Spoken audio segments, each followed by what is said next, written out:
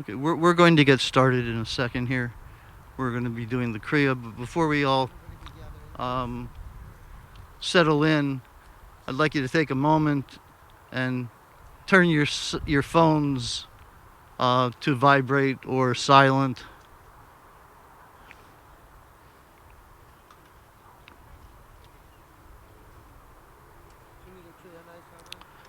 I could use it, yeah. I got a collection of these things.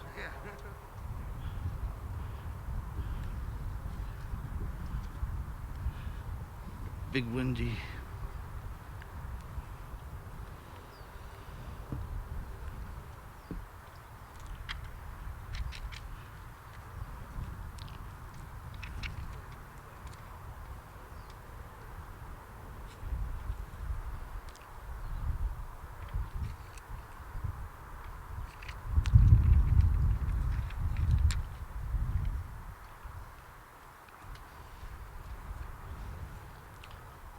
Okay.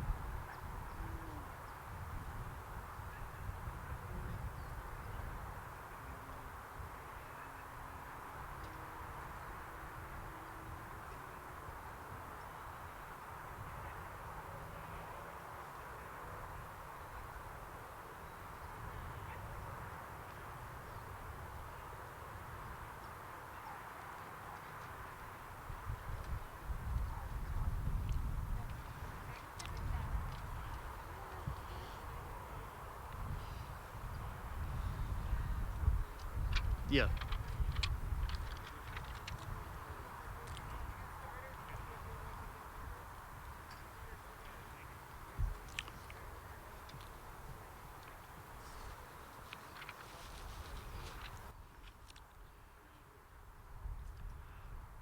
Good morning. Can you hear me?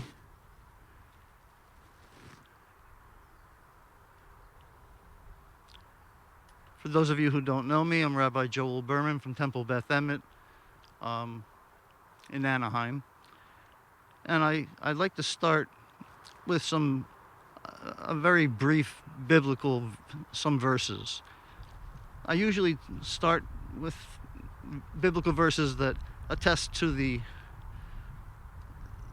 well, that show you that we have the same fears and hopes that people 3,000 years ago who wrote these things have. But today, instead of dwelling on the fears and the more negative parts of our existence, I'd like to share with you a psalm, the very first psalm, Psalm 1. And I think I'm distant enough I can take this mask off.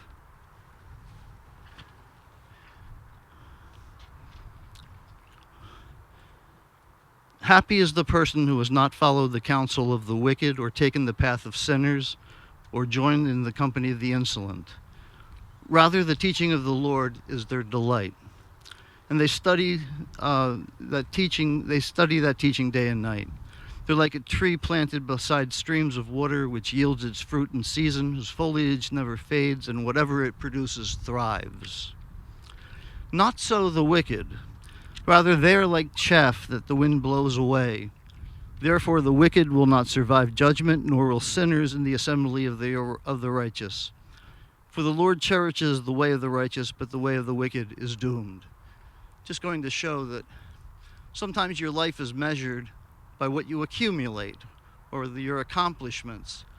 But we have a different standard sometimes, and that is by what you don't do. That you don't give in to the temptations of life, that you don't give in to a darker side, and by staying away from those things, you lead a better life. And I think that is no different today than it ever was.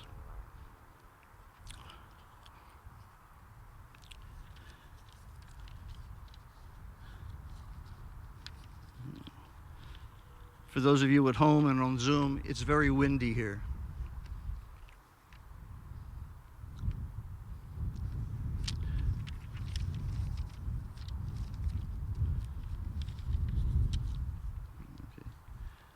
And I like to quote from the book of Job here. When a wise person dies, how can they be replaced? There's a source for silver and a place where gold is refined, and iron is taken from the earth, and from stone copper is smelted. But where can wisdom be found? And where is the place of understanding? When a wise person dies, how can they be replaced?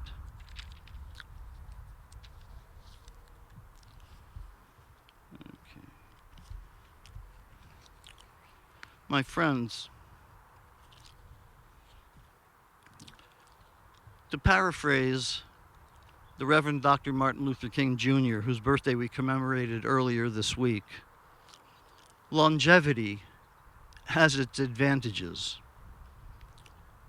And we are here today to say goodbye to a wonderful lady who beat a lot of odds in the longevity department.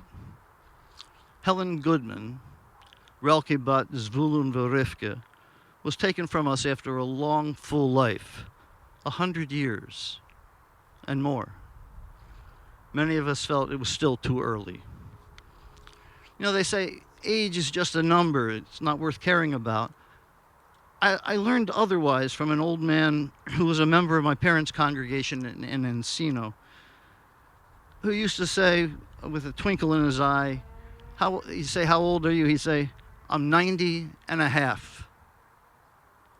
Then he'd wait with impeccable timing for you to chuckle, and then he'd crack, "You gotta have that half."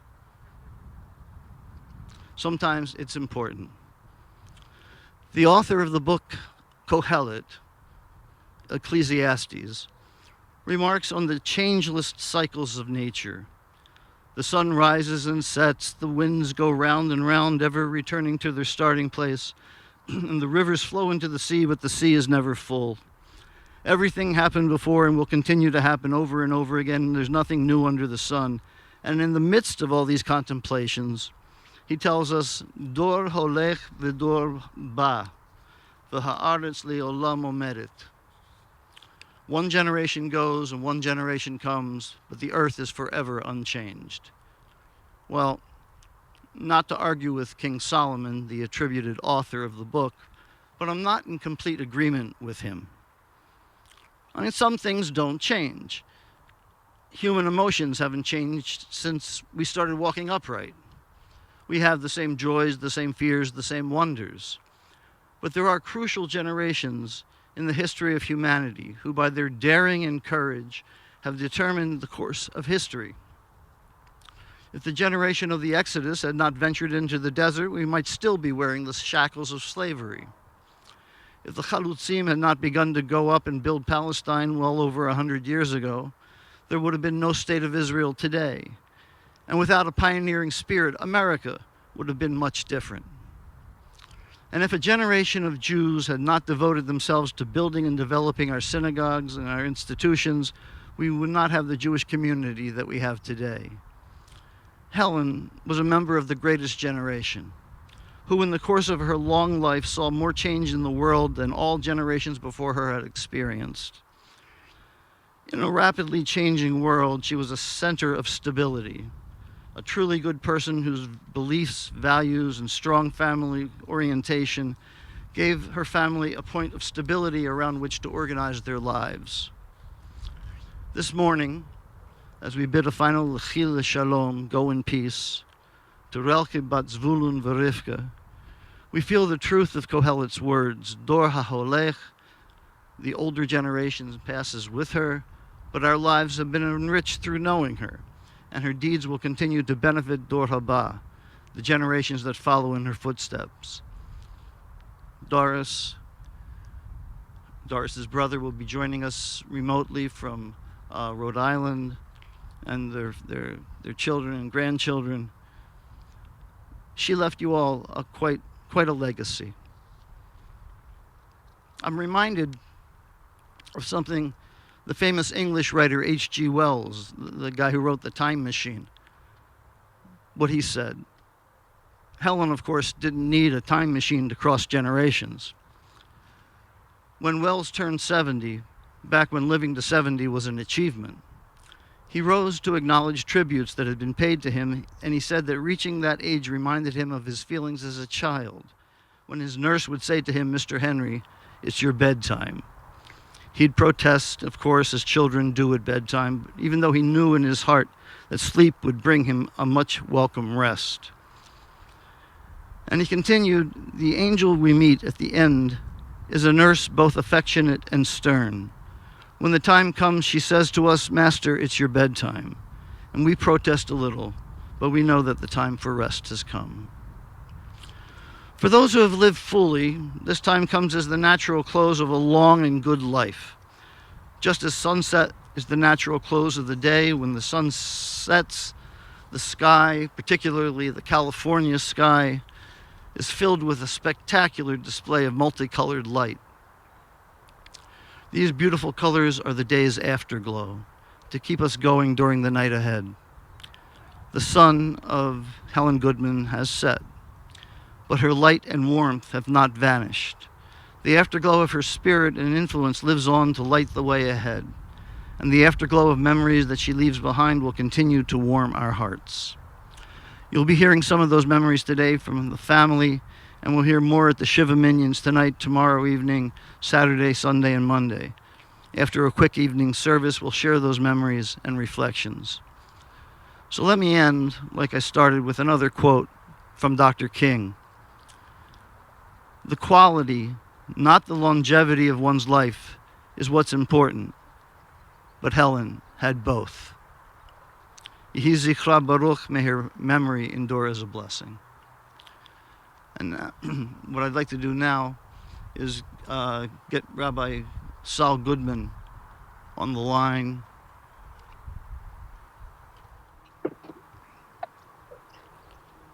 My mother's favorite day was Shabbos.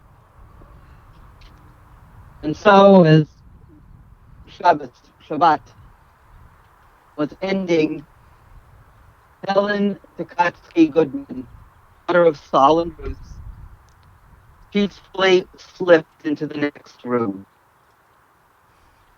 In that twilight place, Ben Hashmashot, the hairbreadth between the sacred and the mundane, she left this existence and stepped into the waiting arms of her husband, father, mother, sister, her brother, and those whose names she carried. In 100 years, 6 months, 2 weeks, and 5 days, she had become a daughter, a sister, a wife, a mother, an aunt, a grandmother, a great-grandmother. She scaled fish and sold groceries. She worked for years as a legal secretary. She was blessed to see her children's children's children, thinking it a special gift that she shared a birthday with her youngest great-grandchild. And she was blessed and celebrated to see so many people become parts of her family through them. She was Ma, Bubby, Auntie, devoted wife, daughter, sister, cousin, and friend. My mother's life was not without trials and tribulations. She lost both her father and her sister before we were born. We are their namesakes, and their memories always remained in our household. Helen Takatsky left this world surrounded by love and care, neither alone nor lonely. She passed into that eternal rest, knowing that the love of her family and of all who cared for her surrounded her. We were all part, and were all part of that divine spirit wind that carried her on her journey through the gates of heaven. My mother left this earthly path mere minutes after the first words of this week's Torah portion, Parashat Bo, was read. Here, God sends Moses to Pharaoh to seek the release of our people. The time had come to free them from bondage. The word the Torah uses, strangely, is bo, come. Not bo, but come. This is an intimate word, a word of welcome, of partnership, of invitation to journey together.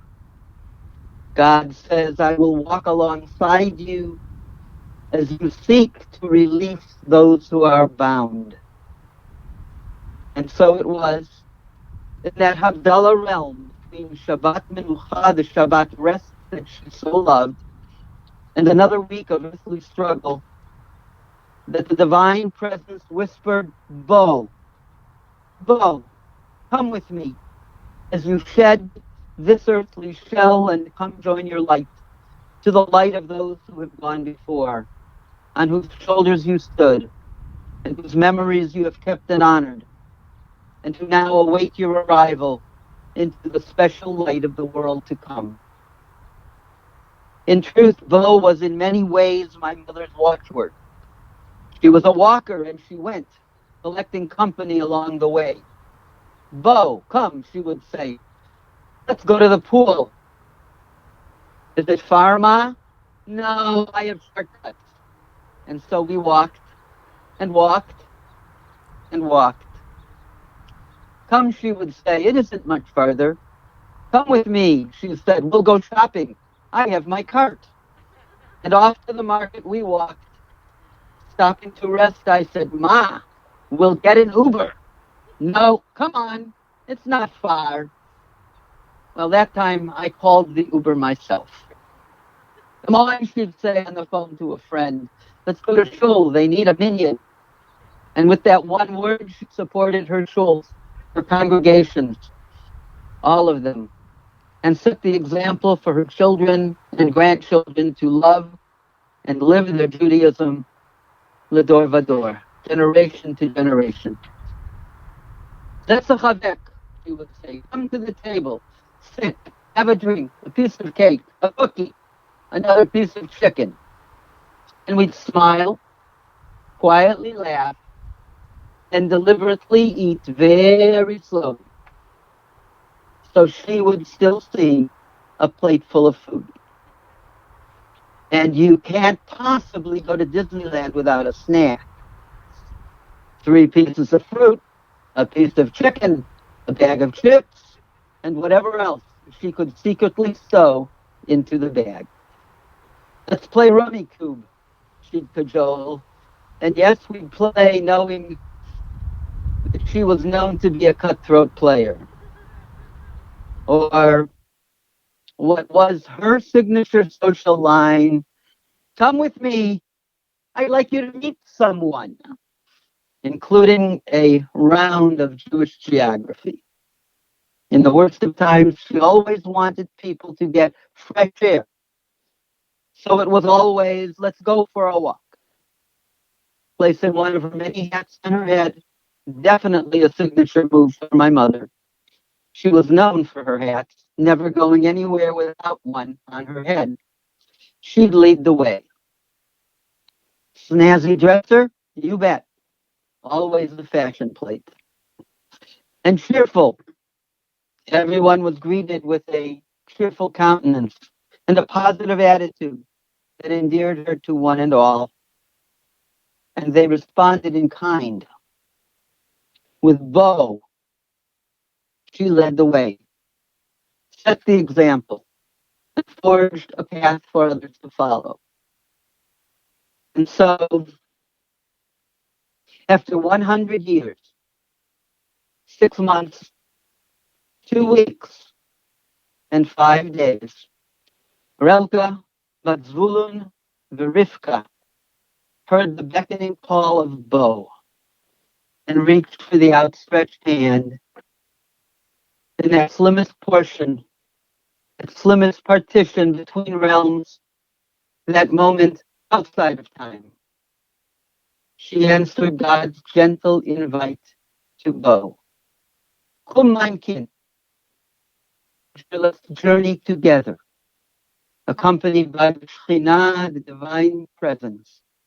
She was welcomed into the world to come, whispering to us, it's time for my menucha, time to rest my weary bones. But you be at peace, for I have found peace, the peace of my eternal Shabbos. What a legacy of long life, values, and generosity she has left us with.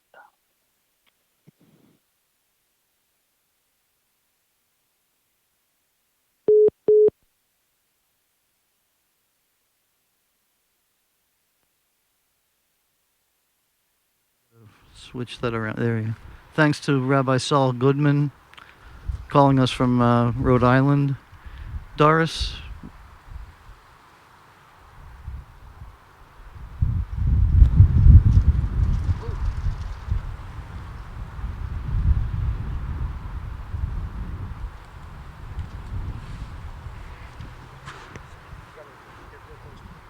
Okay, I think I can take this off. Okay. My mom always used to say, call me when you get home. And I would say, but Mom. And my mom would say, give me 2 rings. Drive carefully, Mamala. And that was how we ended many of our times together. Sad to think no one will call me Mamala again.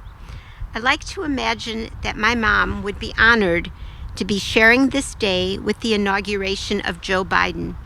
She was a staunch Democrat, and in true Chicago style, she took her election seriously, studied all the propositions, voted early, and voted often.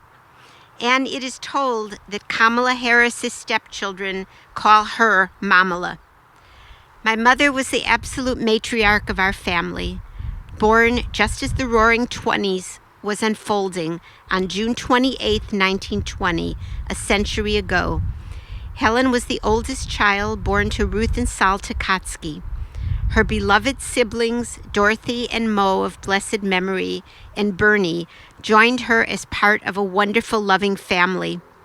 The family lived on the south side of Chicago in a community called Englewood.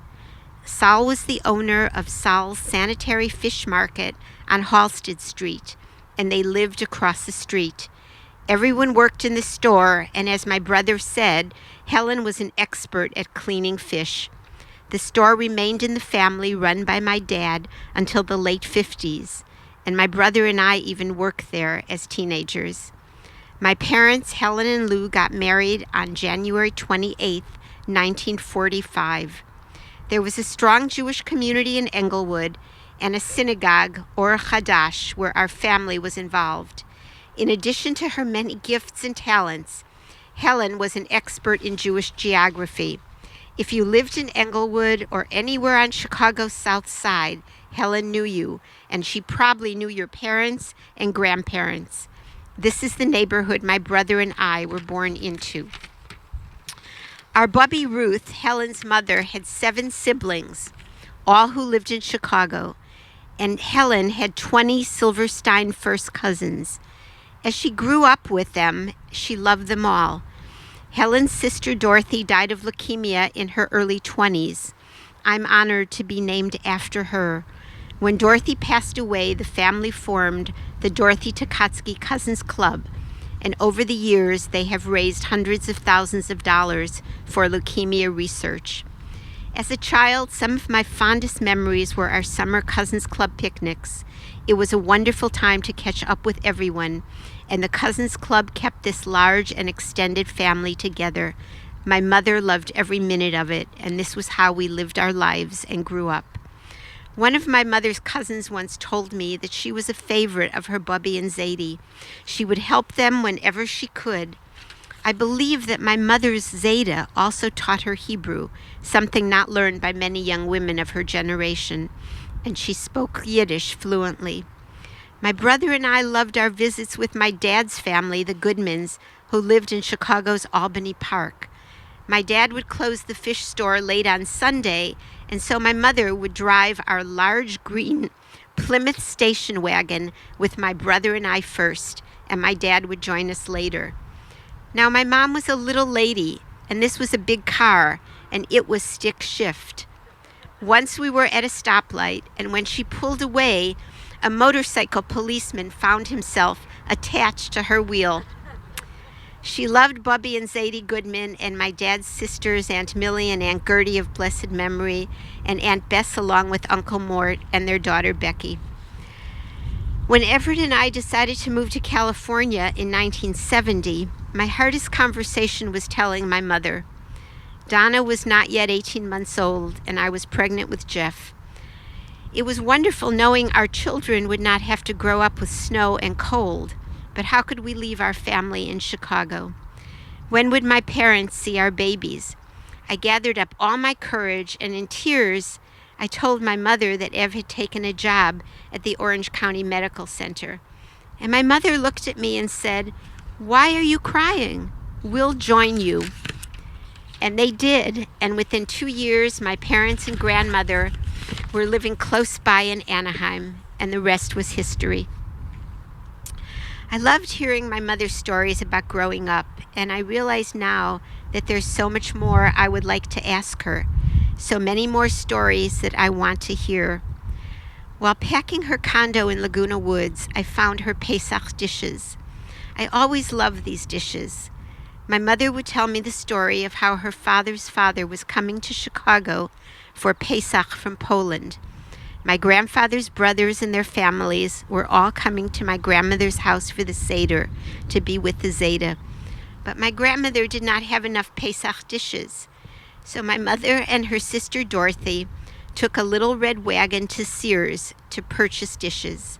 That Pesach was the last they saw of her Zeta. My grandfathers and his brothers begged their father to remain, but he returned to Poland as his daughters were there, and they ultimately all perished during the Holocaust.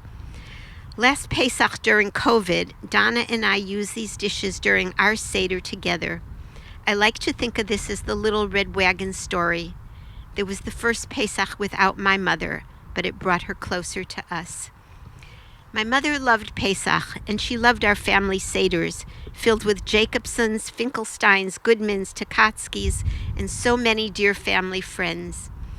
We had our Pesach traditions.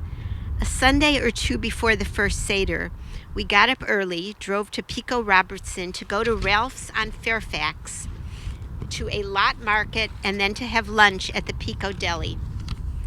My mom always came to my house before the Seder. She made the gefilte fish and the chicken soup and her legendary potato kugel, so delicious that there was never a crumb left. But the matzah balls were my job, or so I thought. My mother never came to my house or my children's empty-handed, and she always brought matzah ball mixes with her before Pesach. Now, anyone who's been to my Seder knows that I make fluffy matzah balls from scratch, like my grandmother did. But my mother always thought that using a mix would be much easier, and the matzah balls would be round and symmetrical. My mother and I rarely argued, but we disagreed on how to make matzah balls. But my kitchen, my matzah balls, and always my best cheerleader and biggest fan, she was the first to say how delicious and fluffy they were. But just wait till next year. And then there was my family. My dad of blessed memory, my brother and our spouses, Ev of blessed memory, and Sue Ann, and our children, Donna, Jeff, and Holly, and my brother's children, Elan, Rashona, Leor, and Evan, and the jewels in her righteous crown, her 8 great-grandchildren, Tallulah and Ruby Finkelstein, Jordana and Simon Jacobson, Ophelia French, who was born on my mother's 98th birthday, of which my mom was so proud, and Lily, Judah, and Ben Goodman. Their pictures adorned her walls in her home in Laguna Woods and at Heritage Point, and their love was always with her. This fall, my family was fortunate to celebrate the B'nai Mitzvot of my granddaughters, Tallulah and Jordana. My mother would have loved to be there, but she did watch some of the services on Zoom. And with the great mitzvah of love and caring, Tallulah and Jordana came to visit at Heritage Point, wearing their beautiful new talesim, and they sang portions of their haftorahs with her. Ruby and Simon joined in singing Adon Olam, Oseh Shalom, and other songs, and Bubby clapped and joined with them. What a special time for us all. These were moments that gave her joy. I always admired the loving relationship she shared with her younger brother, my Uncle Bernie. When they both lived in Laguna Woods, they were inseparable, and while they still could, they talked daily. She sought Bernie's advice, and they supported and loved each other in every way. My mom loved her Judaism. She loved attending services at Temple Beth Emet, Temple Judea, and Heritage Point, where she always sat in the front row. One of the joys of her life was her bat mitzvah in 2013 at the age of 93 at Temple Judea. She diligently practiced her haftorah and the prayers, and she was so proud of wearing a beautiful talit for the first time, a talit which is being buried with her today. One of her gifts was a beautiful yad. This yad is passed down lador vador at each bar bat mitzvah in our family. My Uncle Bernie's grandchildren, Ben and Juliana, used this yad, as did my granddaughters, Tallulah and Jordana.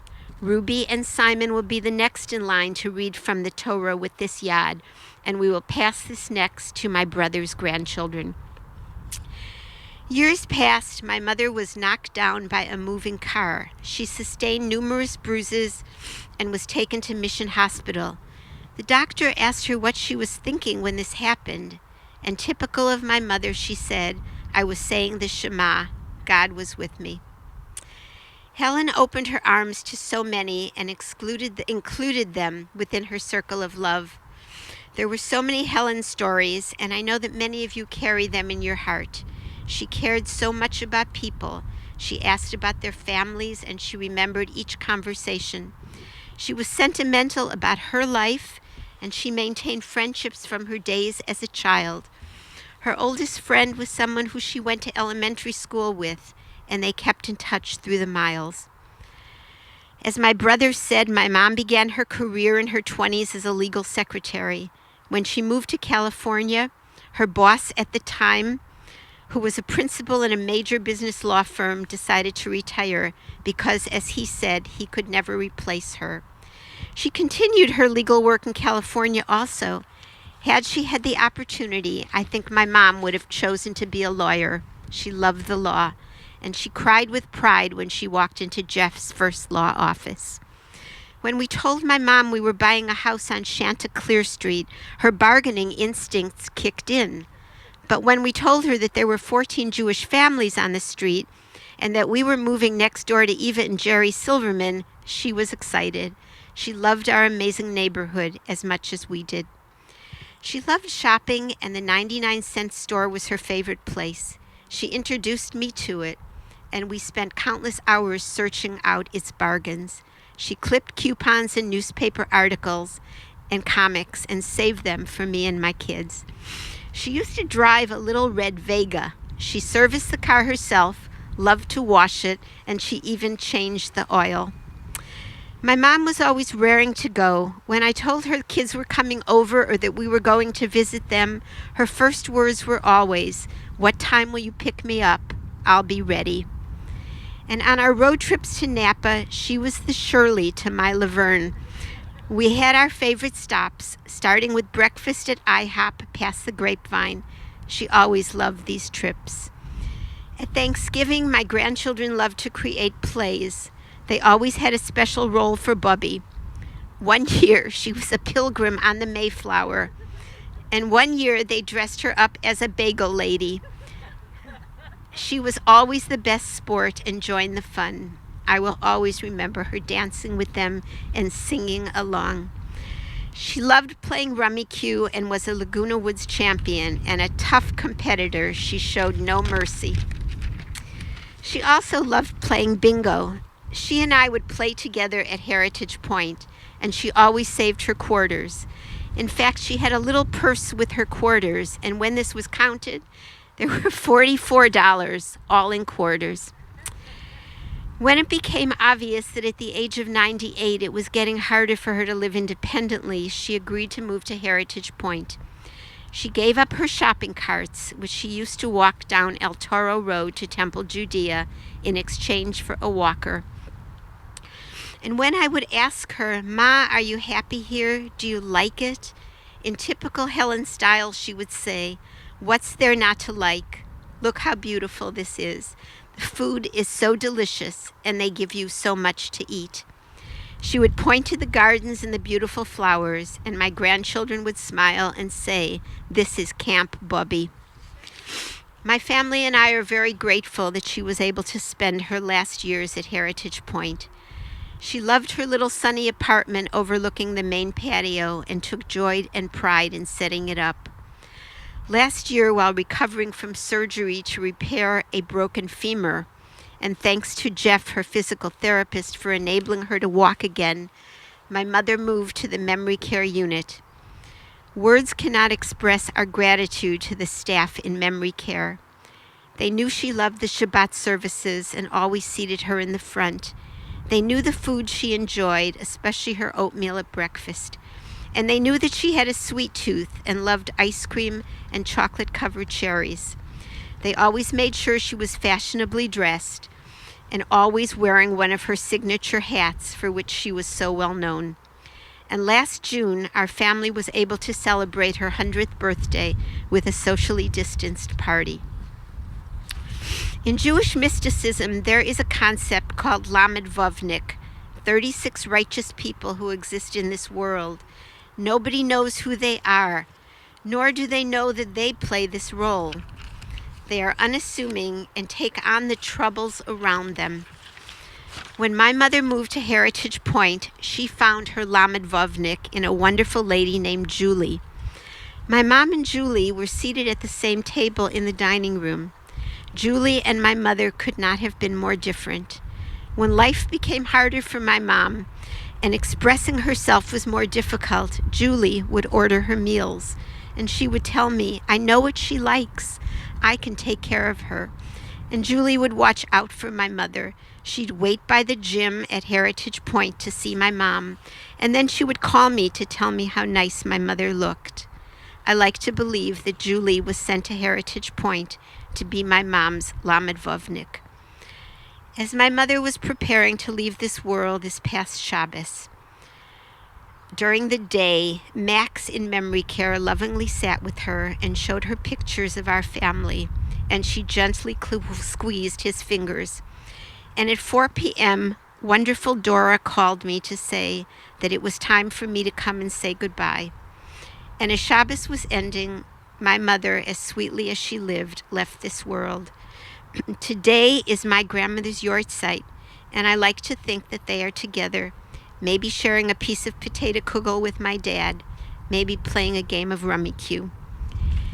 And with this, I say goodbye to my mother, my biggest fan and supporter, my closest friend. I say goodbye with gratitude for a life well lived and a life well loved. Mom, we have all learned so much from you. We have learned how to love, and we have learned what is important in life. May we always remember all that you taught us, and may your memory be for a blessing. Our family thanks you all for being part of my mother's life and for joining us. Should you wish to make a donation in her memory, we ask that you consider donating to Heritage Point. so that others can live and die with dignity and quality, just as my mother did. Thank you.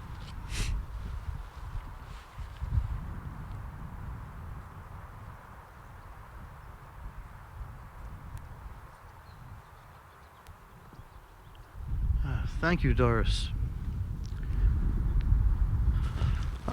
Before we hear from more people, I'd like to bring to the front Cantor Zev Brooks, and we'll continue with some of these other testimonies in just a brief moment. Thank you. I'd like to sing for you the Shaviti prayer, which is recited traditionally during East Corps, a service of memorial. And the words I will sing mean this: Adonai is always before me, at my right hand, lest I fall. Therefore I am glad, made happy, though I know that my flesh will lie in the ground forever. Shiviti Adonai, Linegdi tamid, Ki mimini balemod, Ki mimini balemod. Lachin samach libi v'yagel gevodi, av bisari, bisari, bisari, ishkol lavetach, ishkol lavetach,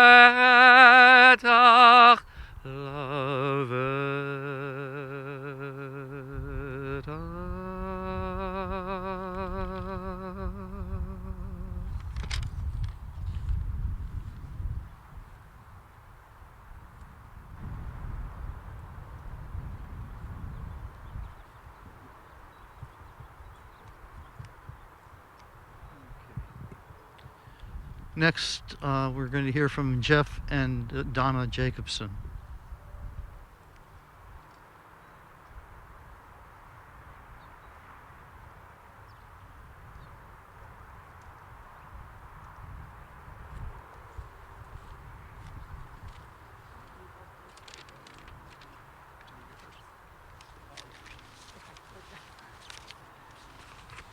So after hearing what my mom said about my grandma, I don't really know if I have anything to add. It's like asking a band to, follow up after the Beatles as the opening act. So I don't think I can compare to that. This really isn't fair. So about 25 years ago, when I became a lawyer, I was told that there weren't any lawyers in my family before me. And I don't think that really is true. As my mom said, my grandma was a legal secretary for most of her career. I'm convinced that she would have been a lawyer. In her career, women just weren't lawyers. So she became a legal secretary. When she lived in Chicago, she worked for the same lawyer for many, many years.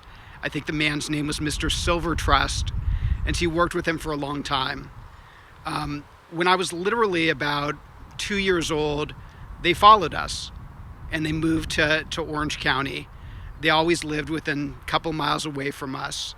I really don't have a lot of memories in life, or any memories for that matter, without my grandma. When they moved out here, she got a job, and she worked for an attorney whose name was Walter J. Last. And even as a young child, I remember Walter J. Last. And I also remember that my grandma really wasn't a legal secretary for him. Anyone who knew my grandmother knew that she didn't have it in her DNA to just be a role player. She was a leader. She was a consigliere. She took care of people. I have to add, I learned the word hawking at a very young age. But I'm pretty sure she also ran Walter J. Last's life, not just professional life, but also his personal life. Anyone who's ever met my grandmother will remember her smile, her positive take on life, but most importantly, how she cared about everybody. Material possessions, traveling the world, meant absolutely nothing to her. But relationships did. They meant everything to her. Family, friends, and community. It really is hard to imagine a world without Helen Goodman.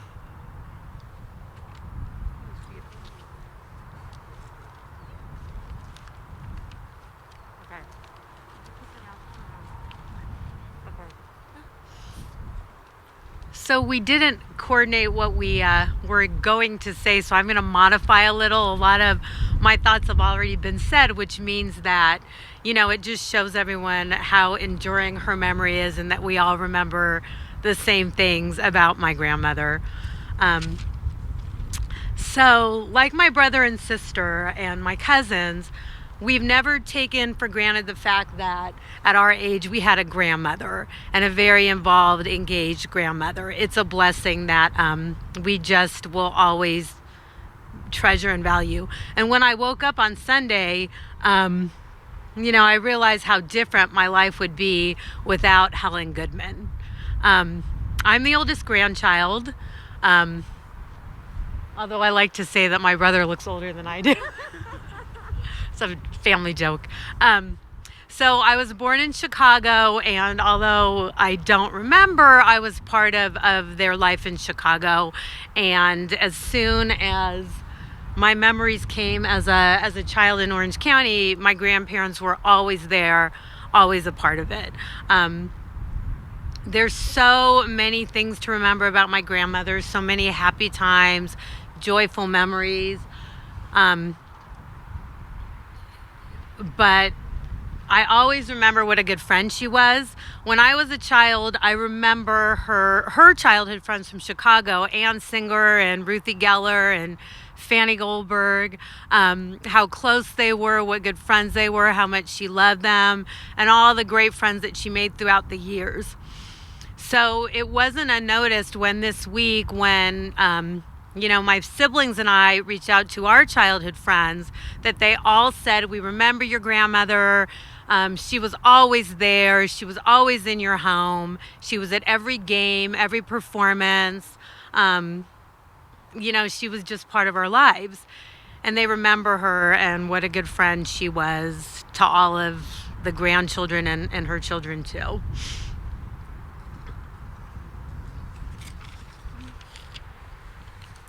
So when I think of my grandmother, she was a tiny, cute little lady. I would not consider her a little grandmother behind a stove. She was a force. I see her more in the Ruth Bader Ginsburg fashion. She was really evolved in her thoughts. She was really quite progressive for a woman of her generation, although very committed to Jewish traditions. So she had a great balance of tradition and modernism. And she was a great person to speak with. As Jeff mentioned, she was a legal secretary, but we know that she would have been an amazing lawyer. She loved to talk about politics, the same with Uncle Bernie, and she would have really enjoyed the inauguration today. As my mother said, I think we'd all be watching together. I think my personal most cherished memories is the time that I spent with her individually. On Sundays, I would try to drive to Leisure World as often as possible. Of course, it was never enough. When are you coming? I think it was the same for all of us. We all, tried to be around her as much as possible.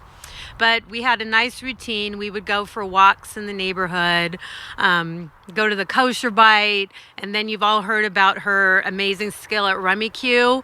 And we did have quite a competition. She took no prisoners. She was very cutthroat at the game. When I did win her, which was about 50% of the time, she always appreciated my strategy. So but she was a lot of fun. She was a great friend, eternal optimist, a blessing in all of our lives. But her legacy really is that she took joy in all the little things. So although we are tremendously sad, we are just so grateful to have had her in our lives for so long.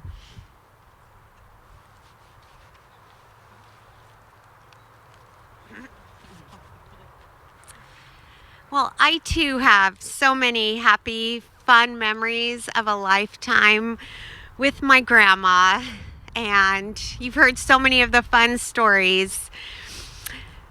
I just really want to thank her for teaching me so much in my life, and I want to thank her for always being there for me and my kids, and for always making us laugh.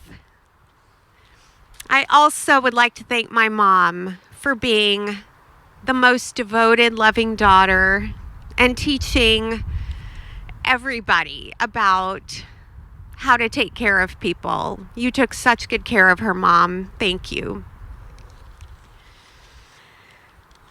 So my sister and I would like to read one of our grandma's favorite poems, A Woman of Valor. We picked this because we really felt like it embodies our grandmother.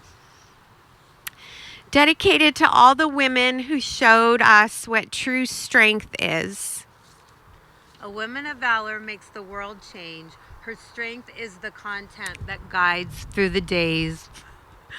Defined by her actions that bring light to all dreams, valor is something that's defined by her deeds.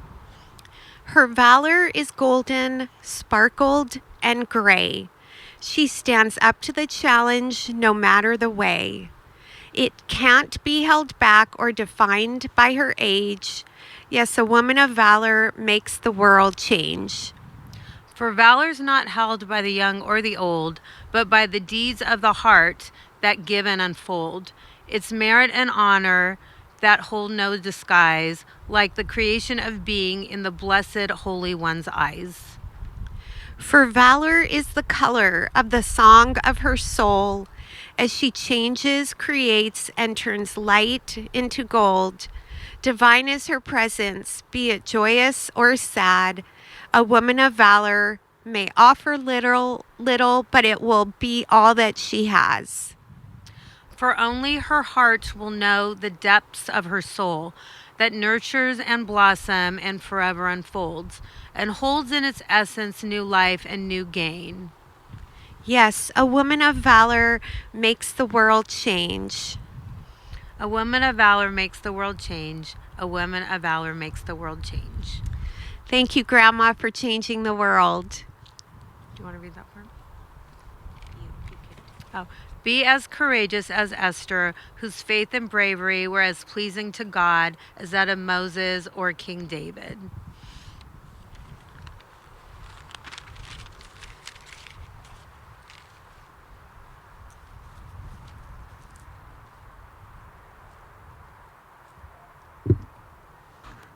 Thank you, Donna, Jeff, and Holly.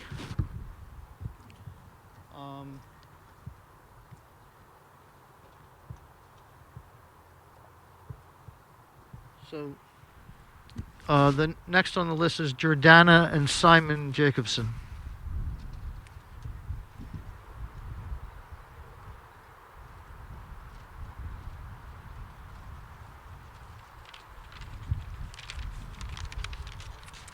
Okay, so we are going to be reading poems. I'll start. We had a wonderful Bubby who never really grew old. Her smile was made of sunshine and her heart was solid gold. Her eyes were as bright as shining stars, and in her cheeks fair roses you see. We had a wonderful Bubby, and that's the way it will always be. But take heed, because she's still keeping an eye on all of us. So let's make sure she will like what she sees. Bubby, your life was full of loving deeds, forever thoughtful of our special needs. Today and tomorrow, my whole life through, I will always love and cherish you. There was magic in Bubby's touch and sunshine in her smile. There was love in everything she did to make our lives worthwhile. We found both hope and courage just by looking in her eyes. Her laughter was a source of joy. Her words were warm and wise. There was a kindness and compassion found in her embrace. and shining down from heaven above, we see the glow of Bubby's face.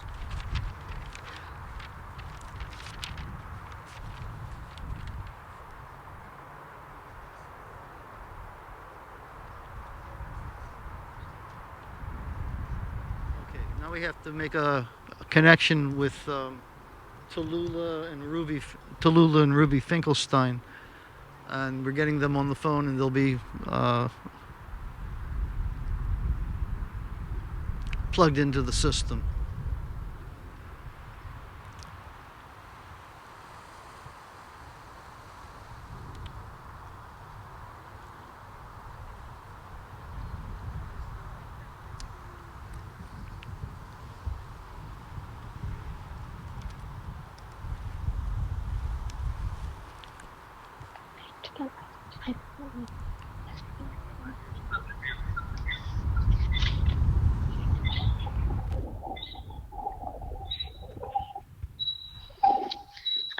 I am going. Hold on. I am going to be reading a poem that I wrote that's called Bubby. Bubby, my great grandma, the one I love so true, means so much to me, like she means much to you. She is one real character, I'm sure we all agree. Her beauty that shines within her is bright for all to see. Notice how I use the present tense, even though she is not physically here. Yet her soul and spirit surrounds us, which makes me want to cheer. Hooray for Bubby and Mazel Tov. 150 years is something we all should love. What is the secret to that long life? She stayed so positive as a mom, a grandma, and a wife. Sure, her life had ups and downs, but all she were smiles and never any frowns. A little lady with a big heart, a sunshine soul, and very smart. Intellectually and socially, too. No matter what the situation, she always knew what to do. You could find her in the gym or praying in the shul. Sunny or rainy, she always kept her cool. Sweet as sugar, she would declare, as she would bite into a homegrown orange or a soft, juicy pear. She was known as the Style Queen because of her sparkling hats and dazzling hair. Popular is what she is. Big or small, she loved them all, whether it be a puppy or a baby doll. She just loved things, especially food. She would make me eat even if I was in a mood. Grateful I am, and you should be too, to have had the privilege to meet my Bubby, because she is also a Bubby to you.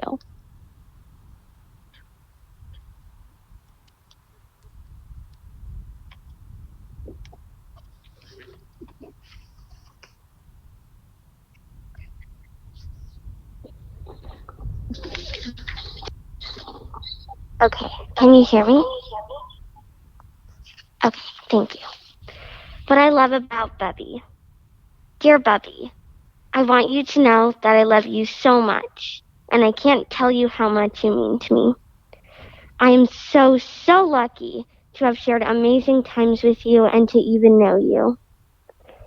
I want you to know that you are surrounded by love and joy, and no matter what happens, nothing could set us apart. I want to share these memories with you because I think you will love hearing about them again.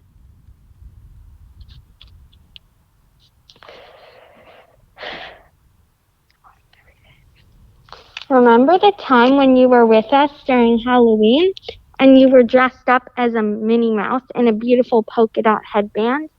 And when we had just come back from Mexico and it was Passover and you were waiting for us at the door? When I came in and I put you in a lucha libre, a Mexican wrestling mask, and we posed for a photo like we were having fun. And when in kindergarten I brought you to show and tell because I was so proud of you. And I still am. And I want you to know that I love you. And you are always here for me whenever I need you. And the time you were at Cousin Rashona's wedding, and you were in that beautiful sparkly blue dress with gold and pink trim, the beautiful smile lighting up the room, and when you came to all of Tallulah and my theatrical plays, or when you came to our tap class and watched us tap, and you said, "Wow, that's very nice." Bubby, we love you so much, and we want you to know that you are surrounded by people who love you and cherish your memories and time with you. Thank you, Bubby, for everything. I am the luckiest kid in the world to have spent time having lots and lots of fun with you. Your impact on all of us was sweet as sugar.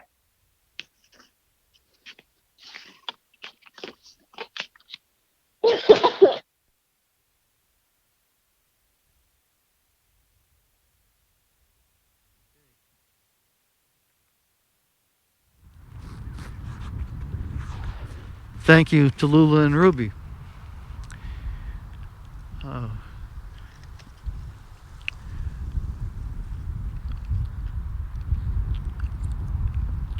Our God and God of our ancestors, our rock and our redeemer, 1,000 years in your sight are as a passing day, an hour of night. Our generations come and go while you endure forever. We are always in your hand, O Lord, in death as in life, trusting in your love and your judgments. O merciful Father, strengthen those who mourn the loss of Helen Goodman. Help them to look beyond this moment. Help them to realize that death cannot destroy the bonds of your everlasting love, as we've seen examples of that all today.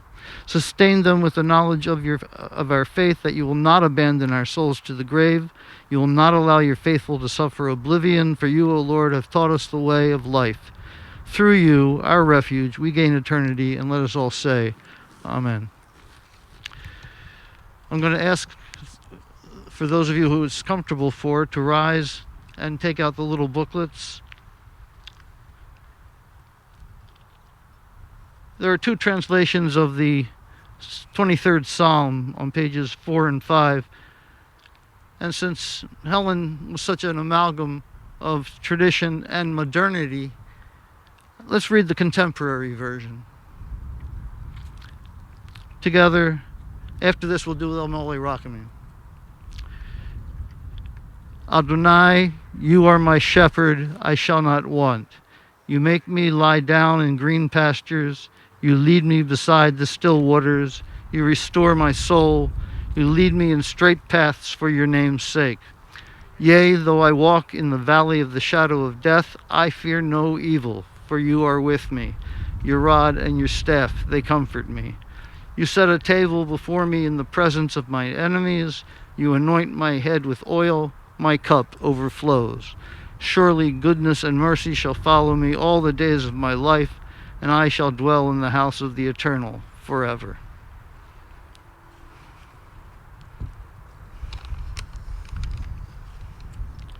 Okay.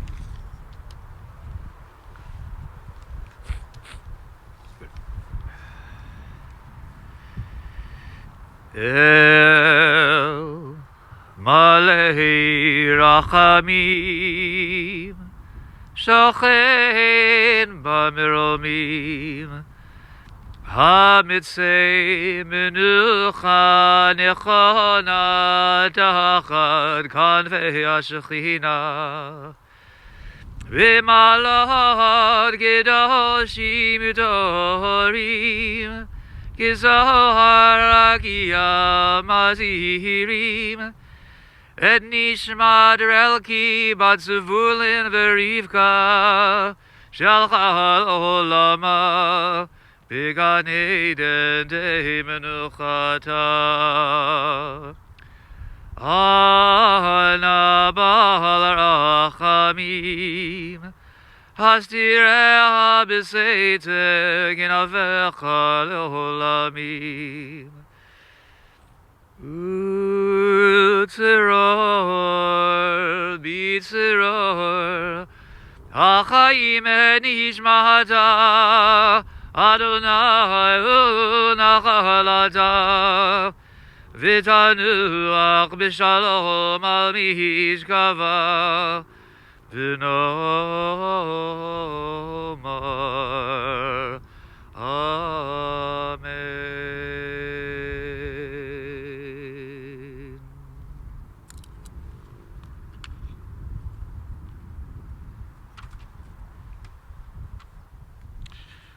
O God, exalted and full of compassion, grant perfect peace in your sheltering presence among the holy and the pure to the soul of Helen Goodman, who has gone to her eternal home. Master of mercy, we beseech you, you remember all the worthy and righteous deeds that she performed in the land of the living. May her soul be bound up in the bonds of life. The Lord is her portion. May she rest in peace, and let us all say, Amen. Okay, you may be seated. We're going to lower the casket. After we lower, the custom is that the family has the first right of refusal to put earth on the vault as it's in the opening. After she's done, everyone can take part in this. You don't even have to be Jewish to put dirt in.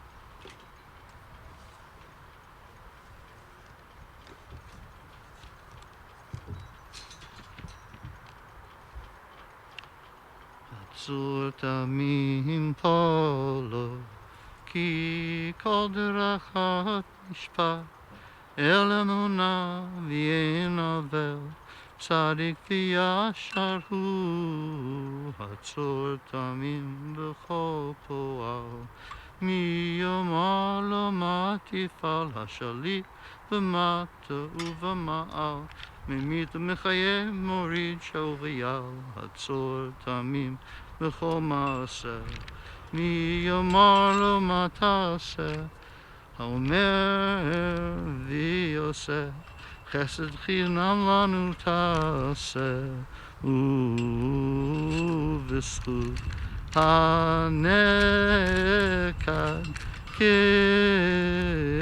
כסד הקשיבה ויעשה.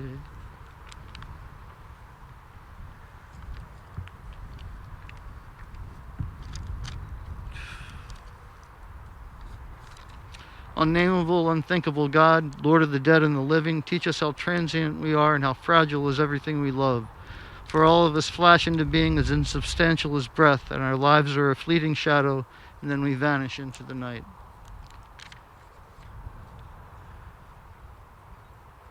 I'm going to ask the family to... Now, there are a couple of customs about using the shovel to put the earth on the casket. Some people take the first spadeful with the shovel upside down to indicate that this is something that we don't particularly like doing, but we have to do, and then you can turn it over and do it regular. And we don't hand the shovel from one person to another, because we don't pass our sorrows on from one person to another. Everybody's got their own individual.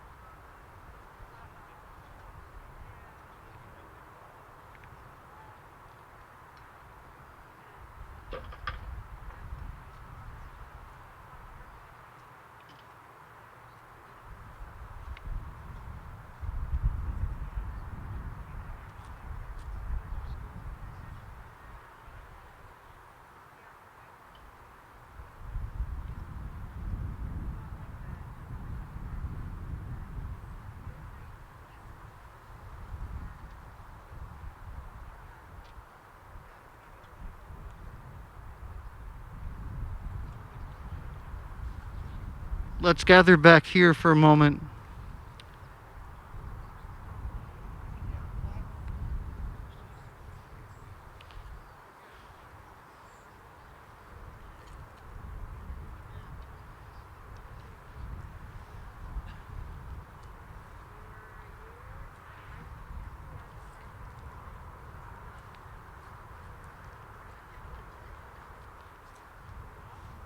We're going to say Kaddish, and then I'm going to ask those of you who are not in the family, I know there's not a lot of us, to make 2 rows of people that the mourners can walk through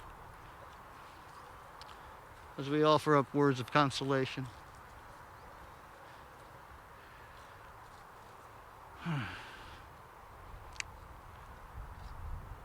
So Kaddish is on page 8.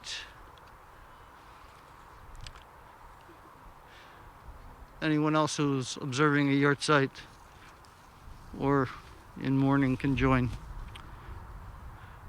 Yitkadal v'yitkadash shemei Rabbah, bi'olma divra kirute v'yamlich malchute, b'chayechon v'yomechon v'chayei d'chol beit Yisrael, ba'gala v'zman kariv v'yimru amen. Yehei shmei Rabbah mevorach le'olam ulomei omaya. Yitbarach v'yishtabach v'yitpa'ar v'yitromam v'yitnaseh. V'yitadar v'yitalev v'yithalal shmei d'kudsha b'richu. Le'ela min kol birchata v'shirata. Tushbechata v'nechamata da'amiron bi'oma v'yimru amen. Yehei shlama rabba min shmaya. V'chayim aleinu v'al kol Yisrael v'yimru amen. Oseh shalom b'mromav. Hu yaseh shalom aleinu v'al kol Yisrael v'yimru amen. This concludes the formal part of the funeral. We hope to see a lot of you on the Zoom Shiva calls. If you need information about that, contact the family or me and we'll get it to you. Hamakom yenachem etchem tok shar avilei Tzion v'Yerushalayim. May you be comforted among all the mourners of Zion and Jerusalem. V'lo tedu od tsar. You shouldn't know any more sorrow. Can we make 2 rows of people here so the mourners can walk through?